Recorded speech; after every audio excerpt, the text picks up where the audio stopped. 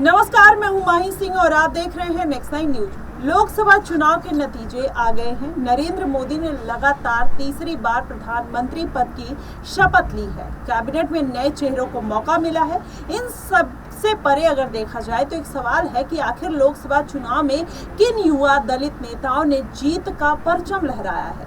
आज इन सभी मुद्दों पर आज बताएंगे उन युवा दलित सांसदों के बारे में जिनकी चर्चा जोरों शोरों पर इस समय सुनाई और दिखाई दे रही है। पहला नाम है चंद्रशेखर आजाद का।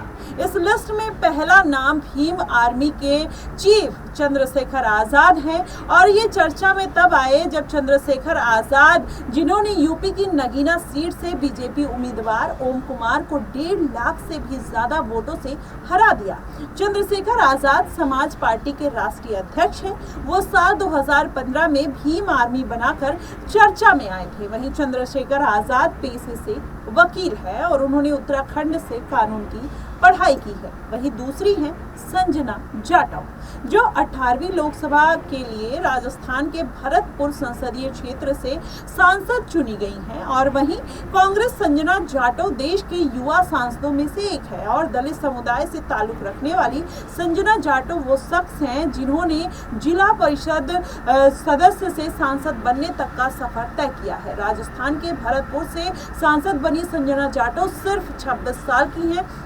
राजस्थान में सबसे कम उम्र की उम्मीदवार भी थी। वहीं संजना ने बीजेपी उम्मीदवार रामस्वरूप कोहली को 51,983 वोटों से हरा दिया। और तीसरे नंबर पे अगर बात की जाए तो शांभवी चौधरी की आती है। आपको बता दें, शांभवी चौधरी की उम्र महज 25 साल है और वह अपने परिवार की तीसरी पीढ़ी की नेता है। शांभवी चौधरी के पिता अशोक चौधरी जेडीयू नेता है और वह नीतीश कुमार की कैबिनेट में सबसे प्रभावशाली मंत्रियों में से एक है। वहीं जानकारी के अनुसार बिहार के समस्तीपुर लोकसभा सीट से अनुसूचित जाति के लिए आरक्षित है। शांभवी पासी जाति से ताल्लुक रखती हैं। उन्होंने बिहार सरकार के सूचना जनसंपर्क मंत्री महेश्वर हजारी के बेटे सनी हजारी को चुनाव में हराया था। वहीं अगर बात करें कुमारी शैलजा कुमारी की, तो जो चौथे नंबर पर युवा दलित में से उनका नाम शुमार है। आपको बता दें, शैलजा मनमोहन सिंह सरकार में केंद्रीय मंत्री रह चुकी है।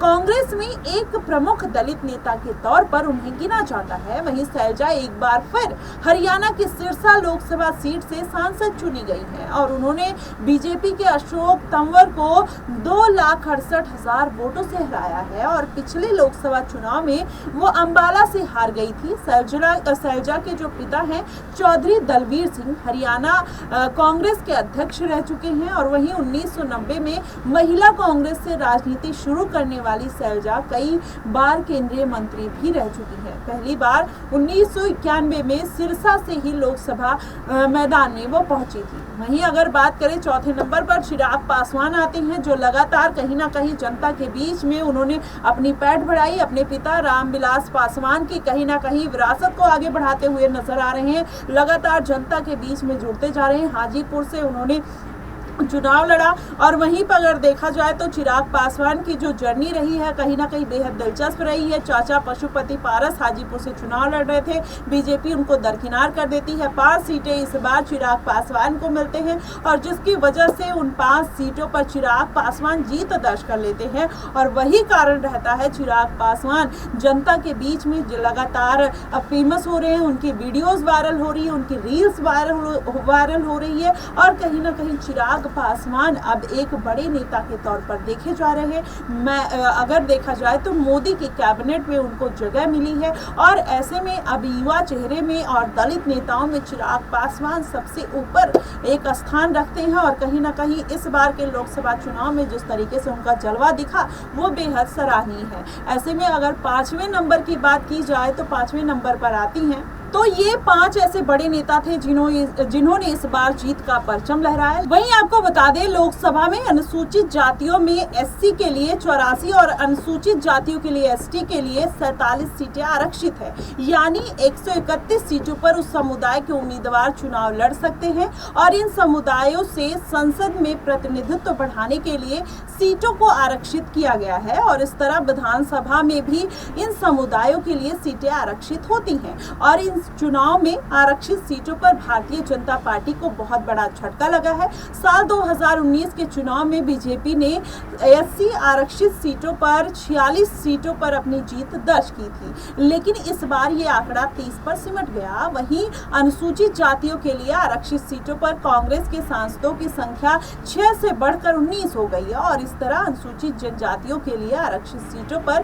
भाजपा का जो आंकड़ा है वो 31 से घटकर 26 पहुंच गया और कांग्रेस ने पिछले चुनाव में जीत दर्ज की थी और 4 सीटों के मुकाबले इस बार 12 सीटों कांग्रेस पार्टी ने हासिल की। तो ऐसे में जिस तरीके से ये पूरा आंकड़ा निकलकर सामने आया है, वाकई में माना जाए तो इन 5 जो युवा दलित चेहरे हैं कहीं ना कहीं इनका बड़ा योगदान है और जिस तरीके से इस बार भारतीय जनता पार्टी को शिकस्त मिली है, कहीं ना कहीं अगर आने वाले चुनाव में भारतीय जनता पार्टी अपनी रणनीति नहीं बदलती है तो आने वाले विधानसभा चुनाव में भी उसका खासा नुकसान देखने को मिल सकता है। फिलहाल देखना यही होगा कि इस बार जो युवा चेहरे हैं, चंद्रशेखर आजाद, संजना जाटो और शांभवी चौधरी, चिराग पासवान, ऐसे तमाम जो नेता हैं आने वाले दिनों में किस तरीके का खेला करते हुए नजर आ सकते हैं, आप हमें कमेंट बॉक्स में जरूर बताइएगा। फिलहाल के लिए बस इतना ही। देश और दुनिया की तमाम खबरों के लिए हमारे साथ बने रहिएगा। Next time